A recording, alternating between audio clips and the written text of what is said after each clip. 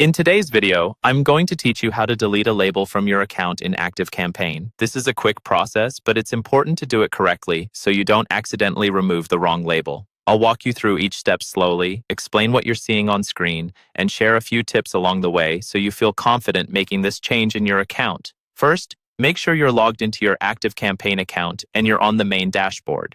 From here, look toward the upper right corner of your screen for the Settings option. This is usually represented by a gear icon or the word Settings. Go ahead and click on that. Once you're inside the Settings area, look for the section labeled Labels. This is where ActiveCampaign keeps all of the labels that have been created for your account. Click on Labels to open that page. You should now see a list of all existing labels, often displayed in a table or list format. Take a moment here to carefully locate the specific label you want to delete.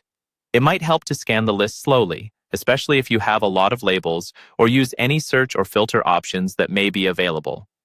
Double-check that you've selected the correct label, because once it's deleted, you may not be able to easily restore it in the same way. Next, look to the right side of the label you've chosen.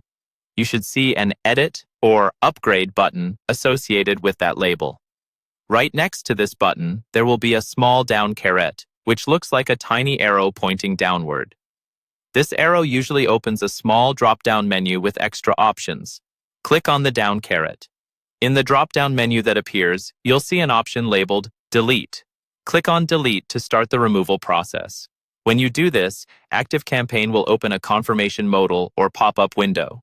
This is a safety step to make sure you don't remove a label by mistake.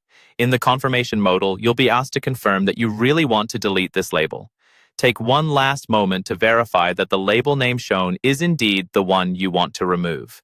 If everything looks correct, click Delete again in the confirmation window. After this, the label will be removed from your account. You can refresh the labels page to confirm that it no longer appears in the list.